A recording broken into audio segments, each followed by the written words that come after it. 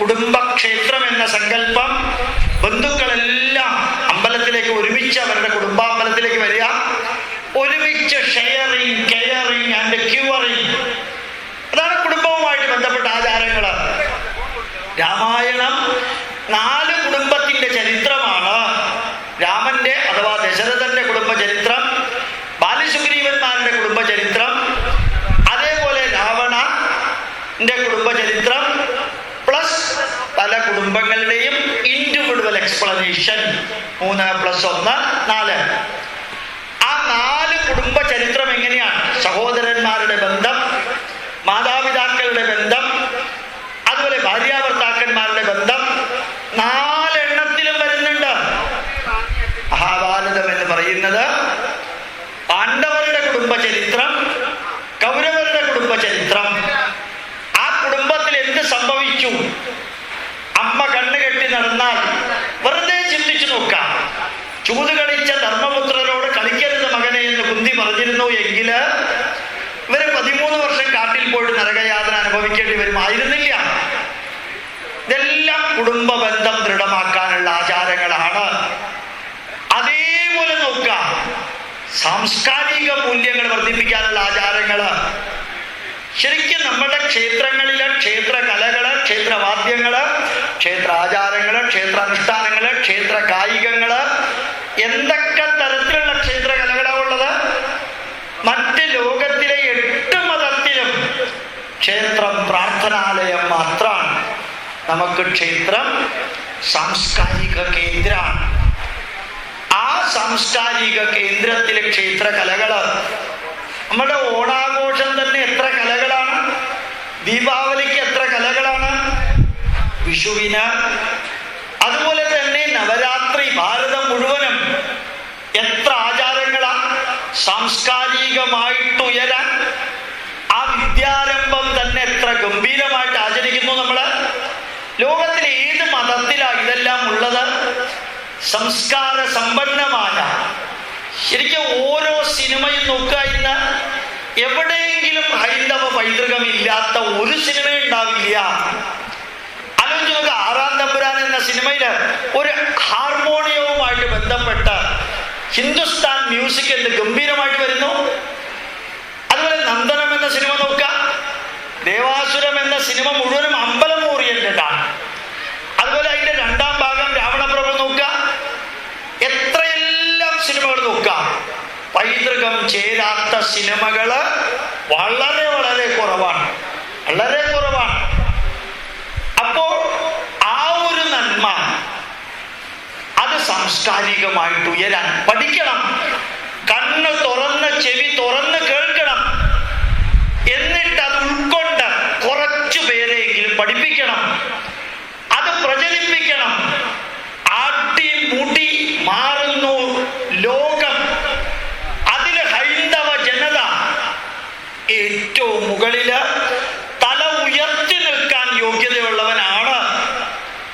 ഞാൻ എന്നും പ്രാർത്ഥിക്കാറുണ്ട്, ഇനിയൊരു 100 ജന്മമുണ്ടെങ്കിൽ ഒരു ഹിന്ദുവായി തന്നെ ജനിക്കാൻ അനുഗ്രഹം ചൊരിയണമേ ജഗദീശ്വര, ഭാരത മാതാവേ എന്ന് പ്രാർത്ഥിക്കാൻ ചങ്കൂറ്റമുള്ള ഒരു തലമുറ വളർന്നു വരുന്നുണ്ട്.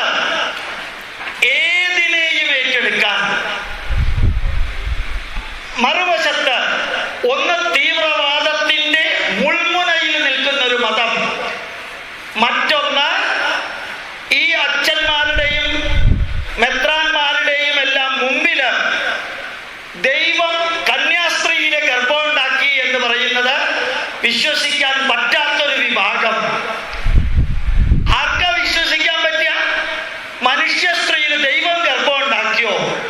12 ലക്ഷം തരത്തിലുള്ള ജന്തുക്കളില് പെൺജന്തുവില് ആൺജന്തുവിന് മാത്രമേ ഗർഭമുണ്ടാക്കാൻ പറ്റുള്ളൂ. അല്ലാതെ എന്തെങ്കിലും സംഭവിച്ചിട്ടുണ്ടെങ്കിൽ സ്ത്രീയുടെ കയ്യിലിരിപ്പ് ശരിയല്ല. അതാ സത്യം, ആരുടെ കാര്യമാണെങ്കിലും. അപ്പൊ ഓർമ്മിക്കുക, ഇതൊക്കെ വിശ്വസിക്കാൻ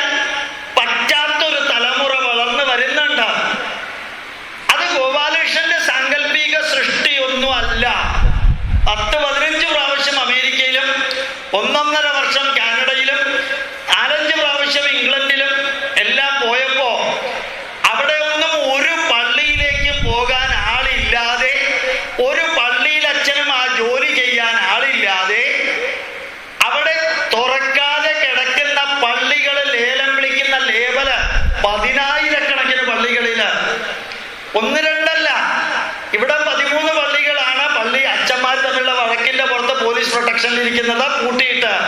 അവിടെ 10 12 ഒന്നുമല്ല, 100 കണക്കിന് 1000 കണക്കിന്. എന്തേ അവിടുത്തെ പള്ളി പൂട്ടിയിരിക്കുന്നു? ഒറ്റ ഉത്തരം, ദൈവം ഒരു ആണിന്റെ നട്ടലിന്റെ ഒരു കഷ്ണം എടുത്ത് പെണ്ണിനെ ഉണ്ടാക്കി. ഒരു സുപ്രഭാതത്തിൽ ദൈവം ഉണ്ടാക്കി വേറൊരു മനുഷ്യനെ. ഇതൊക്കെ എങ്ങനെയാ തലയിൽ കേറുക? മാത്രല്ല, ഒരു സാത്താൻ വന്ന് ജ്ഞാനക്കനി തിന്നരുതെന്ന് പറഞ്ഞു. സാമാന്യം തലയ്ക്കകത്തുള്ളവൻ ചോദിക്കില്ലേ, ഈ സാത്താനെ ഉണ്ടാക്കിയത് ആരാ? ആ ജ്ഞാനക്കനി ഉണ്ടാക്കിയത് ആരാ? സർവശക്തനായിട്ടുള്ള ദൈവത്തിന് അതിനെ പോലെ നിയന്ത്രിക്കാൻ പറ്റിയില്ലേ?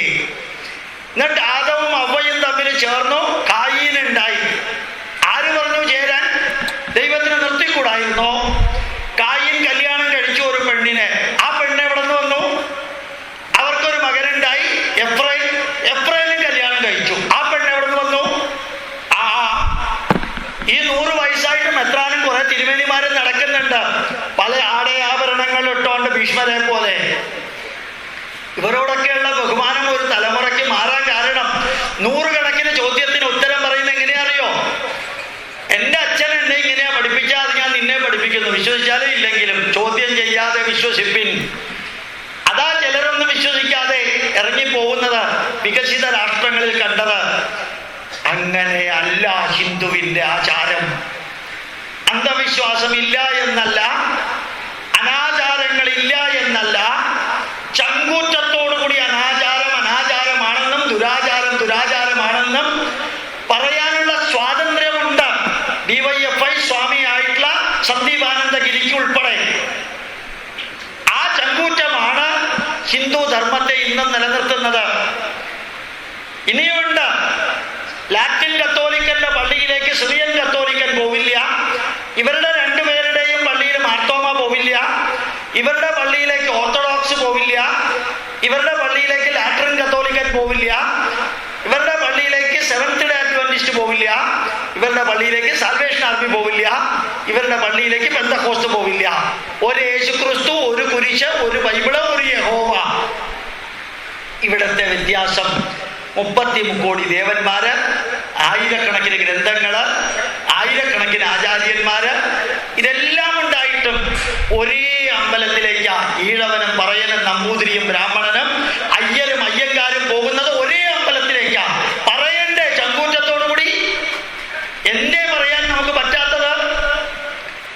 ഞാൻ ചോദ്യം ചോദിച്ചു വിമർശിക്കാനല്ല. ഇന്നലെ വരെ സംഭവിച്ചത് അവിടെ ഇരിക്കട്ടെ. ഇനിയൊന്ന് ചങ്കൂറ്റത്തോടുകൂടി പറയാൻ സാധിക്കണം. ശനിയാഴ്ച വൈകുന്നേരം 8:30 മണിക്ക്, ഇന്നലെ ഞായറാഴ്ച രാവിലെ 8:30 തോന്നുന്നു, പൊളിച്ചെടുത്ത എന്ന് പറഞ്ഞ് TG മോഹൻദാസിന്റെ ജനം TV-യിൽ ഒരു ആർട്ടിക്കിൾ നന്നായിട്ടുണ്ട്. 1910 മുതൽക്ക് 1997 വരെ ജീവിച്ചിരുന്ന മദർ തെരേസയെ കുറിച്ചായിരുന്നു. 1952 മുതൽക്ക് 96 വരെ അവര് തന്നെ പറയുന്നു, 29,000 പേർക്ക് ഞാൻ സെന്റ് പീറ്റേഴ്സിന്റെ ടിക്കറ്റ് കൊടുത്തു. എന്നിട്ട് കള്ളച്ചിരിയോടുകൂടി ഐ ബാപ്റ്റൈസ്ഡ് ദം, ക്രിസ്ത്യാനികളായിട്ട് കൺവെർട്ട് ചെയ്തു. അവിടെ ചെന്ന് വർക്ക് ചെയ്ത മേരി എന്ന പാശ്ചാത്യ സ്ത്രീ പറഞ്ഞത്, വേദന കൊണ്ട് പുളയുന്നവർക്ക് ഒരു സാരിഡോണോ അനാസിനോ കൂടി വന്നാൽ ബ്രൂഫിൻ അല്ലാതെ ഒരു മരുന്ന് കൊടുത്തിട്ടില്ല. ഡൈയിങ് ഹൗസ് എന്ന പേര്. അവിടെ ചികിത്സിച്ചാൽ ജീവിതത്തിലേക്ക് തിരിച്ചു വരുന്ന ഒത്തിരി പേരെ ചികിത്സിക്കാതെ മരണത്തിലേക്ക് കൊണ്ടുപോയ ആ മദർ തെരേസയ്ക്ക് എങ്ങനെ നോബൽ സമ്മാനം കിട്ടി? അവര് വിശുദ്ധ ശക്തിയോടുകൂടി അല്ല ഒരു സ്ത്രീയുടെ ട്യൂമർ മാറ്റിയത്. ഡോക്ടർ സാക്ഷ്യം വിട്ട് പറയുന്നു, ഞാനാണ് അവരുടെ ട്യൂമർ മാറ്റിയത് എന്ന്. ഈ കള്ളക്കടത്തുകാരുടെയും ആയുധ വിൽപ്പനക്കാരുടെയും കയ്യിൽ നിന്ന് വാങ്ങിച്ച പൈസ, TG മോഹൻദാസ് പറയാം, ഗോപാലകൃഷ്ണല്ല, പൈസ വാങ്ങിച്ച് അവരുടെ വിമാനത്തിൽ യാത്ര ചെയ്ത് 10, 25, 30 കൊല്ലം മുമ്പ് ഭോപ്പാലില് ഗ്യാസ് ലീക്ക് ചെയ്തപ്പോ ഈ മദർ തെരേസ നടന്നു പറഞ്ഞു, excuse them, give apology to them, forget and forgive. എന്നിട്ട് ടി ജി മോഹൻദാസ് പറയുന്നുണ്ട്, ഇത് പറയാൻ അവർക്ക് കിട്ടിയ എമൗണ്ട് എത്രയാണ്? ആത്മീയതയുടെ പിൻബലം കൊണ്ടൊന്നുമല്ല ഫർഗെറ്റ് ആൻഡ് ഫർഗീവ് പറഞ്ഞത്. മറ്റു പലരിൽ നിന്നും മാക്മില്ലനെ പോലെയുള്ളവർ എഴുതിയ പുസ്തകത്തില് ഉജ്ജ്വലമായിട്ട് കൊടുത്തിട്ടുണ്ട് മദർ തെരേസ എങ്ങനെ വിശുദ്ധയായി. അതിലെനിക്ക് ഒരു ദുഃഖവും ഇല്ല. പക്ഷേ പച്ചയ്ക്ക് മനുഷ്യ സ്ത്രീയായിട്ട് ഇരുന്നവരെ ആൾ ദൈവമാക്കിയില്ല. തനിക്ക് ഒരു വിശുദ്ധിയും ഉണ്ടെന്ന് അമൃതാനന്ദമയി പറഞ്ഞിട്ടില്ല. കിട്ടുന്ന ഡൊണേഷൻ കൊണ്ട് അനാഥാലയവും ആശുപത്രിയും വിദ്യാഭ്യാസ സ്ഥാപനങ്ങളും നടത്തുന്ന അവര് ആൾ ദൈവമാണ്. ഈ അമ്മച്ചി ആൾ ദൈവമല്ല. അമൃതാനന്ദമയുടെ മുമ്പിൽ ആരും മുട്ടുകുത്തി ചെന്ന് പ്രാർത്ഥിക്കാറില്ല. അവരെ വിഗ്രഹം വെച്ച് ആരും പൂജിക്കാറുമില്ല. അവര് ദൈവമാണെന്ന് ആരോടോട്ട് പറഞ്ഞിട്ടും ഇല്ല. അവര് കള്ളക്കടത്തുകാരന്റെയും ആയുധ വിൽപ്പനക്കാരന്റെയും കയ്യിൽ പൈസ വാങ്ങിച്ചിട്ടില്ല. അക്കൗണ്ടന്റ് പാൻ നമ്പർ ഉണ്ടെങ്കിലേ വാങ്ങിച്ചിട്ടുള്ളൂ. ഇവിടെ ഒരു അച്ഛനുണ്ട്, 9 വയസ്സുകാരി പെണ്ണിനെ പിഴപ്പിച്ച അച്ഛന് കോടതി 2 ജീവപര്യന്തം ശിക്ഷ നൽകിയപ്പോ ജോൺ ബ്രിട്ടാസി ചെന്ന് ഇന്റർവ്യൂ നടത്തിയില്ല. അമൃതാനന്ദമയ്യ അവഹേളിച്ച സ്ത്രീയെ ന്യൂയോർക്കിൽ ചെന്നിട്ട് ഇന്റർവ്യൂ നടത്തി. എന്തേ കാരണം? വികാരത്തിന്റെ പുറത്തല്ല ഗോപാലകൃഷ്ണൻ സംസാരിക്കുന്നത് എന്ന ഹിന്ദു ചങ്കൂറ്റത്തോടുകൂടി ഞാനൊരു ഹിന്ദുവാണെന്നും ഒരു ക്രിസ്ത്യാനിക്ക് അഭിമാനത്തോടുകൂടി ക്രിസ്ത്യാനിയും മുസ്ലിമിന് അഭിമാനത്തോടുകൂടി മുസ്ലിമും എന്ന് പറയാമെങ്കിൽ അതിനേക്കാൾ 100 ഇരട്ടി അഭിമാനത്തോടുകൂടി ഹിന്ദുവിന് ഹിന്ദു എന്ന് പറയാം എന്ന് ഞാനും നിങ്ങളും നമ്മുടെ കൂട്ടത്തിലുള്ളവർ പറയാൻ തുടങ്ങിയാൽ ഉറപ്പ്. ആരും പ്രവചിച്ചതല്ല. 2.5 വർഷങ്ങൾക്ക് മുമ്പ് ഒരു ചായക്കടക്കാരൻ ഇന്ത്യയിൽ പ്രധാനമന്ത്രിയാവുമെന്ന് ആരും പ്രതീക്ഷിച്ചില്ല. കേരളത്തിലും അടിമുടി പ്രതികരിക്കാൻ സാധിക്കുന്ന ഒരു ലെവലിലേക്ക് വരികയാണെങ്കിൽ ഇതിന് മുഴുവനും നമുക്ക് ചോദ്യം ചെയ്യാൻ സാധിക്കും. ശബരിമലയിൽ ചെന്ന മൂകനായിട്ടുള്ള ഒരു വ്യക്തി ശാസ്താവിനെ തൊഴുത് തിരിച്ചു വരുമ്പോ സംസാരിക്കാൻ തുടങ്ങി എന്ന് തിരുവിതാംകൂർ ദേവസ്വം ബോർഡ് ആരോ ഫേസ്ബുക്കിലിട്ടു.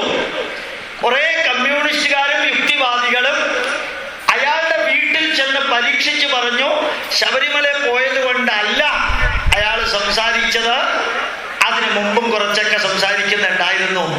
ഈ യുക്തിവാദികൾക്കും കമ്മ്യൂണിസ്റ്റുകാർക്കും കേരളത്തിന്റെ ഈ അറ്റം മുതൽ കാറ്റം വരെ നടക്കുന്ന നെഞ്ചത്തടിച്ചിട്ടുള്ള ദൈവ ശുശ്രൂഷയും മുടന്തൻ നടക്കുന്നു, ചെകിടൻ കേൾക്കുന്നു, അന്തൻ കാണുന്നു, മണ്ണാങ്കട്ടി മാങ്ങാത്തൊലി എന്നൊക്കെ പറഞ്ഞ് നടത്തുന്നതിനെ എന്തുകൊണ്ട് ഈ യുക്തിവാദികൾ പോയിട്ടൊന്ന് നോക്കുന്നില്ല? ദൈവ ശുശ്രൂഷ എന്താ അവിടെ വഹിക്കില്ലേ? ഈ നെഞ്ചത്തടിച്ചുള്ള പ്രാർത്ഥനയും അതുകൊണ്ട് മുടന്തൻ നടക്കുന്നുണ്ടോ? തനി തട്ടിപ്പ്.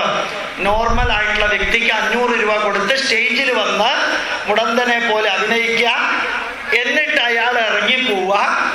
പൂനെയിൽ ഇത് സംഭവിച്ചപ്പോ അങ്ങനെ മുടന്തനായിട്ട് അഭിനയിക്കുന്ന ആള് സ്റ്റേജിൽ കൂളായിട്ട് കയറി വന്നു. കൂളായിട്ട് ഇറങ്ങിപ്പോയപ്പോ സുവിശേഷ പ്രാസംഗികർ ഞെട്ടിപ്പോയി. എന്താ കാരണം അറിയോ? മുടന്തനായിട്ട് അഭിനയിക്കുന്നവർക്ക് അവിടെ 200 രൂപ കൊടുക്കുന്നതിന് പകരം കുറെ ഹിന്ദുക്കൾ കയറി 500 രൂപ കൊടുത്തപ്പോൾ അയാൾ സ്ട്രെയിറ്റ് ആയിട്ട് കയറി നടന്നു, സ്ട്രെയിറ്റ് ആയിട്ട് ഇറങ്ങി വന്നു. ഇതല്ലേ ഇവിടെ നടക്കുന്നേ? ഇതൊക്കെ ഒന്ന് പച്ചയ്ക്ക് വിളിച്ചു പറയണ്ടേ? ഏതായാലും സന്ദീപാനന്ദഗിരി വിളിച്ചു പറയുന്നുണ്ട്. പണ്ട് പറഞ്ഞിരുന്നു, ഇപ്പൊ മാറി. കാരണം ഇപ്പൊ വേറൊരു ചെലവിലാണല്ലോ. ഉദിച്ചൈതന്യം വിളിച്ചു പറയുന്നത് നമുക്ക് കേൾക്കാൻ സാധിച്ചു. എന്റെ കൂട്ടത്തിലുള്ള ചിലര് വിഷയം മാറിപ്പോയതല്ല. നമ്മുടെ ആചാരങ്ങളിൽ അനാചാരങ്ങളും ദുരാചാരങ്ങളും, മനസ്സിന് നന്മ വരുത്തുന്ന ആചാരം, ശരീരത്തിന് ആരോഗ്യം വരുത്തുന്ന ആചാരം, കുടുംബ ബന്ധങ്ങൾ ദൃഢമാക്കുന്ന ആചാരം, കയ്യിലുള്ള നോട്ടിലുണ്ട്. സാംസ്കാരിക മൂല്യങ്ങൾ വർദ്ധിപ്പിക്കുന്ന ആചാരം, സമൂഹത്തിൽ ഐക്യമുണ്ടാക്കുന്ന ആചാരങ്ങൾ, എത്ര ആചാരങ്ങളാണ് സമൂഹത്തിൽ ഐക്യമുണ്ടാക്കുന്നതായിട്ടുള്ളത്. ധന്യമായ രീതിയിൽ അതൊക്കെ ഒന്ന് പഠിച്ചു നോക്കണം. എന്തിന് ഓണാഘോഷം, എന്തിന് ദീപാവലി, എന്തിന് അമ്പലത്തിലെ പ്രതിഷ്ഠാദിനം, എന്തിനാണ് ക്ഷേത്രത്തിലെ ഉത്സവങ്ങള്? അതൊക്കെ അല്പാൽപം ആത്മീയത ചേർത്ത് സമൂഹത്തിലെ ജനതയെ ഒരുമിച്ച് കൊണ്ടുവരാൻ, ദൈവത്തിന്റെ മുമ്പിൽ പാപമേറ്റു പറയാനല്ല, മനുഷ്യ മനസ്സിന് എല്ലാ വിഭാഗം ജനതയും ഒരുമിച്ച് വരാൻ. അപ്പോഴാണ് യഥാർത്ഥത്തില് സമൂഹത്തിൽ ഐക്യം. അത് പഠിക്കണം, അത് പഠിപ്പിക്കണം, പ്രചരിപ്പിക്കണം, അതിനായി പ്രവർത്തിക്കണം, പ്രതികരിക്കണം. ഞാനിത് നിങ്ങളോട് പറയുമ്പോൾ ഉറപ്പിച്ചു പറയാം, മൈക്കിൻ്റെ മുമ്പിൽ നിന്നുകൊണ്ട് ഇതെല്ലാം പറയാൻ എളുപ്പമാണെന്ന് തെറ്റിദ്ധരിക്കല്ലേ. 24 മണിക്കൂർ ഉണ്ടെങ്കിൽ മിനിമം 18-19 മണിക്കൂറും 7 ദിവസവും 365 ദിവസവും ഇതിനു വേണ്ടി ജീവിച്ച എൻ്റെ ജീവിതത്തിൽ പകർത്താത്തത് ഞാൻ നിങ്ങളോട് പറയില്ല. നിങ്ങളുടെ ജീവിതത്തിൽ പകർത്താൻ ബുദ്ധിമുട്ടുള്ളത് ഞാൻ നിങ്ങളോട് പറയില്ല. എനിക്ക് ഒരു ലക്ഷ്യം മാത്രമേ ഉള്ളൂ. ഈ നാടിൻ്റെ പരമപവിത്രമായ ധർമ്മം അത് ബുദ്ധിക്കും യുക്തിക്കും ശാസ്ത്രത്തിനും നിരക്കുന്ന വിധത്തിൽ പറഞ്ഞു കൊടുക്കാം. ഈ രാഷ്ട്രത്തിൻ്റെ ഭൂതകാലത്തെ സ്മരിപ്പിക്കുന്ന ആചാരങ്ങളുണ്ട്, വർത്തമാന കാലത്തെ മഹത്വം പറഞ്ഞു കൊടുക്കുന്ന ആചാരങ്ങളുണ്ട്. ഈ രാഷ്ട്രത്തിൻ്റെ ഭാവി കാലം രാഷ്ട്ര ഉഗ്രഥനത്തിന് ഉതകുന്നതായ ആചാരങ്ങൾ എത്ര ആചാരങ്ങളാണ് ഉള്ളത്. ഞാൻ അടുത്ത കാലത്ത് ഒരു സ്ഥലത്ത് പറയുകയുണ്ടായി, കാഷ്വലി പറയുകയുണ്ടായി, ഈ രാഷ്ട്രം ഒന്നായിരുന്നു എന്നുള്ളതിന് ഏറ്റവും വലിയ തെളിവാണ് കേരളീയർ ഉപയോഗിക്കുന്ന ഉഴുന്ന് കേരളത്തിൽ ഉണ്ടാക്കണില്ല. ജീരകം, ഉലുവ, പരിപ്പ്, പീസ് പരിപ്പ്, മല്ലി, സവാള, ഉരുളക്കിഴങ്ങ്, അതുപോലെ ചെറുപയറ്, ചെറുവേറ്റിപ്പരിപ്പ്, മുളക്, മഞ്ഞൾ എടുത്തു നോക്കാം. നമ്മളുടെ കറികൾക്ക് ആവശ്യമായിട്ടുള്ള കടുക് ഒന്നും കേരളത്തിൽ ഉണ്ടാക്കണില്ല. ഇതെല്ലാം പുറത്തു നിന്നാണ് കേരളത്തിലേക്ക് വരുന്നത്. നോർത്ത് ഇന്ത്യയിൽ ആവശ്യമായിട്ടുള്ള കുരുമുളക്, കറുകപ്പട്ട, ഗ്രാമ്പു, ഏലക്കായ ഒന്നും നോർത്ത് ഇന്ത്യയിൽ ഉണ്ടാക്കുന്നില്ല. ഇതെല്ലാം സൗത്ത് ഇന്ത്യയിൽ നിന്ന് അങ്ങോട്ടാണ് പോകുന്നത്. ഈ സാധനങ്ങൾ അങ്ങോട്ടും ഇങ്ങോട്ടും പോകാൻ തുടങ്ങിയത് 1947 ആഗസ്റ്റ് 14 അർദ്ധരാത്രിക്ക് ശേഷമല്ല. ഇതെത്രയോ കാലമായിട്ട് ഈ രാഷ്ട്രം ഒന്നായിരുന്നു എന്നുള്ള ആ മഹത്വമേറിയ സന്ദേശം എല്ലാ കാര്യത്തിലുമുണ്ട്. എത്ര ഗംഗയെ യമുനയെ ചൈവ ഗോദാവരി സരസ്വതി, ഭാരതത്തിലെ 7 നദികള്, 7 പർവ്വതങ്ങള്, മഹത്തായ ചിരഞ്ജീവികള്, മഹത്തായ മഹിളാരത്നങ്ങള് എല്ലാം ഭാരതത്തിൻ്റെ ഐക്യത്തെ നമ്മളെ ഓർമ്മിപ്പിക്കുന്ന ആചാരങ്ങളുടെ ഭാഗം ധന്യമായിട്ടുള്ളത്. പഠിക്കണം, പഠിപ്പിക്കണം. അതേപോലെ നമ്മളുടെ ഈശ്വര ചൈതന്യം, ക്ഷേത്രത്തിൻ്റെ ലെവല്, അവതാരത്തിൻ്റെ ലെവല്, അതിൻ്റെ മുകളിലെ ത്രിമൂർത്തി ത്രിശക്തി സങ്കല്പത്തിൻ്റെ ലെവല്, പ്രപഞ്ച പുരുഷ ചൈതന്യം, അതിൻ്റെ അപ്പുറത്തേക്ക് കിടന്നാൽ ജീവാത്മ പരമാത്മ ചൈതന്യം എത്ര ഗംഭീരമായിട്ടാണ് ഭാരതത്തിൽ ആത്മീയതയെ 5 ക്ലാസ്സുകളാക്കിയത്. സാധാരണക്കാരന് ക്ഷേത്രത്തിൻ്റെ ലെവല്, വ്യക്തിപരമായിട്ട് ഉയരുമ്പോൾ അവതാരത്തിൻ്റെ ലെവല്, സൃഷ്ടിസ്ഥിതി സംഹാര ശക്തികള് അകത്തും പുറത്തുമുണ്ടെന്നും, അതുപോലെ ഇച്ഛാശക്തി മനസ്സിലും, ജ്ഞാനശക്തി തലച്ചോറിലും, ക്രിയാശക്തി ശരീരാവയവങ്ങളിലുമാണെന്ന് തിരിച്ചറിയുന്ന 3ാമത്തെ ലെവല്, പ്രപഞ്ചത്തെ തന്നെ ഈശ്വരനായിട്ട് കാണുന്ന 4ാമത്തെ ലെവല്, ജീവാത്മാവ്, പരമാത്മാവ്, പഞ്ചേന്ദ്രിയങ്ങള്, അത് എല്ലാം വിവരിക്കുന്ന 5ാമത്തെ ലെവല്. 5 തരത്തിലുള്ള ഗ്രന്ഥങ്ങള്, 5 ലെവലില്, 5 ലെവലിലുള്ള ആചാരങ്ങള്, 5 ലെവലിലുള്ള ഈശ്വര സങ്കല്പം. ഇത് പഠിക്കണം, ഇത് പഠിക്കണം. തല ഉയർത്തി നിന്ന് ഞാനൊരു ഹിന്ദുവാണെന്ന് പറയണമെങ്കിൽ, ഏത് ചോദ്യത്തിനും ഉത്തരം കൊടുക്കാൻ സാധിക്കണമെങ്കിൽ, ധന്യമായിട്ട് തിരിച്ച് ഓരോരുത്തരെയും കൊണ്ടുവരണമെങ്കിൽ നാരായണ ഗുരുദേവൻ പറഞ്ഞ പോലെ വാദിക്കാനും ജയിക്കാനുമല്ല, അറിയാനും അറിയിക്കാനും ശ്രമിക്കണം. വാദിക്കാനും ജയിക്കാനുമല്ല, അറിയാനും അറിയിക്കാനും ശ്രമിക്കണം. മാത്രമല്ല, ആരെയും ചവിട്ടി പുറത്താക്കരുത്, എല്ലാവരെയും അടിച്ചകത്താക്കണം. അങ്ങനെ ഒരു ഹിന്ദു ധർമ്മം ഓരോ വിഷയത്തിലും കുറച്ചെങ്കിലും പഠിച്ച് ലോകത്തിൻ്റെ മുമ്പിൽ ഇത് അവതരിപ്പിക്കാൻ സാധിക്കുന്ന ലെവലിലേക്ക് ഹിന്ദു ധർമ്മം ഉയരണം. അതിന് യൂട്യൂബ് ഉപയോഗിക്കാം, ഫേസ്ബുക്ക് ഉപയോഗിക്കാം, ബ്ലോഗ് ഉപയോഗിക്കാം, വാട്സപ്പ് ഉപയോഗിക്കാം. ഏതൊക്കെ തരത്തിലുള്ള പന്താവുകളാണോ 21ാം നൂറ്റാണ്ടിലുള്ളത് അത് മുഴുവനും ഉപയോഗിച്ച് പരമപവിത്രമായ ഭാരതത്തിൻ്റെ മടിത്തട്ടില് ഇനിയും ഒരു 100 ജന്മമുണ്ടെങ്കിൽ എടുക്കാൻ സാധിക്കുന്ന വിധത്തിലേക്ക് എനിക്കും നിങ്ങൾക്കും വളരാൻ സാധിച്ചാൽ ഇന്ന് കേരളത്തിലെ ഹിന്ദുവിൻ്റെ ശതമാനം 46.5% ഉള്ളൂ. മറ്റ് 2 മതങ്ങളും അടിച്ചു കയറുകയാണ് മുകളിലേക്ക്. പക്ഷേ ഈ 46.5 ചങ്കൂറ്റത്തോടു കൂടി നിന്നതിൻ്റെ കുറേയൊക്കെ പ്രതിഫലനമാണ് തിരുവനന്തപുരത്ത് കോർപ്പറേഷൻ ഇലക്ഷനിലുണ്ടായത്, പല സ്ഥലത്തും ഉണ്ടായത്. ആർക്ക് വോട്ട് ചെയ്യണം, ആർക്ക് വോട്ട് ചെയ്യണ്ട എന്ന് പറയാൻ ഗോപാലകൃഷ്ണൻ ആരുമല്ല. ഒരു കാര്യം ഉറപ്പാണ്, ഞാൻ ഈ അടുത്ത കാലത്ത് വീണ്ടും പറയുകയുണ്ടായി, കേരളത്തെ ഈ നിലയിലെത്തിച്ച് ഒരു തരത്തില് നമ്മുടെ പൈതൃകത്തെ അവഹേളിക്കാൻ മാത്രം പഠിപ്പിച്ച 2 വിഭാഗങ്ങൾക്കിടയ്ക്കാണ് ഇവിടെ ഹിന്ദുക്കൾ വേദന അനുഭവിക്കുന്നത്.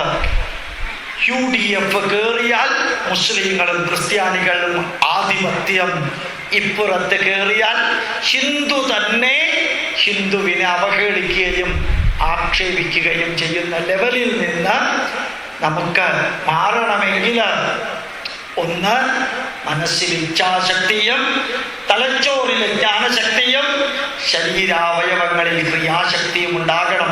കുറച്ച് സമയമെങ്കിലും പഠിക്കുക, ഒരു ഹിന്ദുവായിട്ട് ജീവിക്കാൻ ശ്രമിക്കുക. മറ്റാരെയും അവഹേളിക്കാനോ എതിർക്കാനോ പുച്ഛിക്കാനോ നിഷേധിക്കാനോ ധാർഷ്ട്യത്തോടു കൂടി തമസ്കരിക്കാനോ അല്ല, മറിച്ച് ഈ പരമപവിത്രമായ ഭാരതഭൂമിയാണ് ഹൈന്ദവ ജനതയുടെ ആധാരം. 122 രാജ്യങ്ങൾ ക്രിസ്ത്യൻ രാജ്യങ്ങൾ, 69 രാജ്യങ്ങൾ മുസ്ലിം രാജ്യങ്ങൾ, 14 രാജ്യങ്ങൾ ബുദ്ധമത രാജ്യങ്ങൾ, ഒരു രാജ്യം ജൂതന്റേത്, ഹിന്ദുവിന് എന്ന് പറയാൻ ലോകത്തില് ഒരു രാഷ്ട്രവുമില്ല. മതേതരത്വത്തിന്റെ പേരില് മറ്റേത് മതസ്ഥർക്കും എന്തു വേണമെങ്കിലും ചെയ്യാൻ പറ്റുമ്പോൾ ഓർമ്മിക്കുക, സ്വാമി വിവേകാനന്ദൻ പറഞ്ഞതുപോലെ, if Islam vanishes from India, nothing will happen. If Christianity vanishes from India, nothing will happen. If Hindu Dharma vanishes from India, India will become the graveyard of the world. ഭാരതത്തിൽ നിന്ന് ഹിന്ദു ധർമ്മം അപ്രത്യക്ഷമായാൽ ഭാരതം ലോകത്തിൻ്റെ ശ്മശാനമായി മാറും. മാത്രമല്ല, സ്വാമി വിവേകാനന്ദനും പറഞ്ഞൊരു വരി, അത് മഹാത്മാഗാന്ധിയും ഏറ്റു പറയേണ്ടായി. ഒരു ഹിന്ദു ക്രിസ്ത്യാനിയോ മുസ്ലിമോ ആയി മതം മാറിയാൽ ഹിന്ദുവിൻ്റെ എണ്ണം ഒന്ന് കുറഞ്ഞു, മറ്റ് മതസ്ഥരുടെ എണ്ണം ഒന്ന് കൂടി എന്നുള്ളതല്ല പ്രശ്നം. ഈ രാഷ്ട്രത്തിൻ്റെ സംസ്കാരത്തിനും സനാതന ധർമ്മത്തിനും ഒരു ശത്രു ഉണ്ടായി എന്നുള്ളതാണ് മതപരിവർത്തനത്തിൻ്റെ ഭയാനകമായ അവസ്ഥ. അത് സത്യമാണ്. ഗാന്ധാരം മുതൽക്ക് പെഷവാരം മുതൽക്ക് ഹിന്ദുക്കളായിരുന്നവർ ഇസ്ലാമിലേക്ക് മാറിയപ്പോൾ പാകിസ്ഥാൻ ഉണ്ടായി, ബംഗാളിൽ ഇസ്ലാമിലേക്ക് മാറിയപ്പോൾ ബംഗ്ലാദേശ് ഉണ്ടായി. ഇന്ന് ഇസ്ലാമിലേക്ക് മാറിയ ജമ്മു കാശ്മീരിന്റെ അവസ്ഥ എന്താണെന്ന് ചിന്തിക്കാം. ഇപ്പോഴും പഴയ ഹൈദരാബാദും പഴയ അഹമ്മദാബാദും പഴയ ബോംബെയും എന്തുകൊണ്ട് എപ്പോഴും കലുഷിതമായിരിക്കുന്നു എന്ന് ചിന്തിക്കാം. നാഗാലാൻഡിലും മറ്റ് സ്ഥലങ്ങളിലും കേരളത്തിൽ നിന്ന് പോയവരാണ് മതപരിവർത്തനം നടത്തി ഭാരതത്തിനെതിരെ പ്രവർത്തിച്ചതും പ്രവർത്തിപ്പിക്കുന്നതും എന്നുകൂടി ചിന്തിക്കാൻ സാധിച്ചാൽ നമ്മൾ ഓരോരുത്തരുടെയും ഉത്തരവാദിത്വം അത് വികാരത്തിൻ്റെ പുറത്തല്ല, വിചാരത്തിൻ്റെ പുറത്ത് ധന്യമായിട്ട് പഠിച്ച് ഈ ആചാരങ്ങള്, ഭാരതീയ ഈശ്വര സങ്കല്പം, ഭാരതീയ ഗ്രന്ഥങ്ങള്, പഠിച്ച് പഠിപ്പിച്ച് പ്രചരിപ്പിച്ച് പ്രവർത്തിച്ച് പ്രതികരിക്കാൻ ജഗദീശ്വരനും ഭാരതമാതാവും നിങ്ങൾക്ക് ഓരോരുത്തർക്കും ആവേശം നൽകട്ടെ എന്ന് പ്രാർത്ഥിക്കുന്നതോടൊപ്പം 1-2 കാര്യങ്ങൾ. ഈ വർഷം ശിവരാത്രി ഫെബ്രുവരി 24-ാം തീയതി തൃശ്ശൂരിൽ നിങ്ങളുടെ ബന്ധുക്കളോ നിങ്ങളോ വരികയാണെങ്കിൽ ചെഞ്ചേരിക്കടുത്ത് ഇൻസ്റ്റിറ്റ്യൂട്ടിൻ്റെ ഒരു കേന്ദ്രത്തിൽ പിതൃപൂജ ഓരോ മണിക്കൂർ വീതം രാവിലെ 6 മുതൽ 11 വരെ ഉണ്ട്. ഞാൻ തന്നെയാണ് അത് നടത്തിക്കുന്നത്. 23 sheet academy four heritage research and studies നിങ്ങളുടെ കയ്യിൽ തന്നിരിക്കുന്നത്. അതിലെ ഒരു ഷീറ്റാണ്. 23 ഷീറ്റ് വ്യത്യസ്തമായ വിഷയങ്ങൾ ചേർത്ത് കഴിഞ്ഞ 2 മാസം കൊണ്ട് ഇറക്കിയിട്ടുണ്ട്. ഓരോ ഈ 2 മാസത്തിലും 25-30 ഷീറ്റുകൾ ഇറങ്ങുന്നുണ്ടാവും. ആ ഷീറ്റ് സ്റ്റാപ്പിൾ ചെയ്തിട്ട് അവിടെ ലഭ്യമാണ്. നിർബന്ധമായും നിങ്ങളത് വാങ്ങിക്കണം. അതിൽ പഠിക്കാനുള്ളത് എളുപ്പത്തിൽ പഠിക്കാനുണ്ട്. കുറേ പുസ്തകങ്ങളും സീഡികളും 5 വേദങ്ങളും ഉണ്ട് അവിടെ. വേദം പഠിക്കാൻ താല്പര്യമുള്ളവർക്ക് പഠിക്കാനുള്ള പുസ്തകവും അതിനകത്ത് പഠിക്കാനുള്ള സീഡിയുമുണ്ട്. ഷീറ്റ് ഉൾപ്പെടെ പെൻഡ്രൈവും സീഡിയും എല്ലാമുള്ള പുസ്തകങ്ങളും വാങ്ങിക്കണമെന്ന് ഒരു നിർബന്ധവുമില്ല. വാങ്ങിക്കുകയാണെങ്കിൽ അതിന് കോപ്പിറൈറ്റ് ഇല്ല. എത്ര കോപ്പി എടുത്ത് എത്ര പേർക്ക് എത്തിക്കാൻ സാധിക്കുമോ എത്തിക്കണമെന്ന് അഭ്യർത്ഥിക്കുന്നു. അവിടെ സ്ലിപ്പ് വെച്ചിട്ടുണ്ട്. അവിടെ മൊബൈൽ നമ്പറും ഇമെയിലും നേരത്തെ തരാത്തവരുണ്ടെങ്കിൽ അത് എഴുതി തന്നാൽ ഇതുപോലെയുള്ള പ്രഭാഷണങ്ങളുടെ ഇൻഫർമേഷനും മെസ്സേജസ് വരും. അതിൻ്റെ തൊട്ടടുത്ത് ചെറിയൊരു സ്ലിപ്പ് വെച്ചിട്ടുണ്ട്. കമ്പ്യൂട്ടർ ഉപയോഗിക്കാൻ അറിയാവുന്നവരും ഇൻ്റർനെറ്റ് ഉപയോഗിക്കാൻ അറിയാവുന്നവരും മാത്രം അതെടുക്കുക.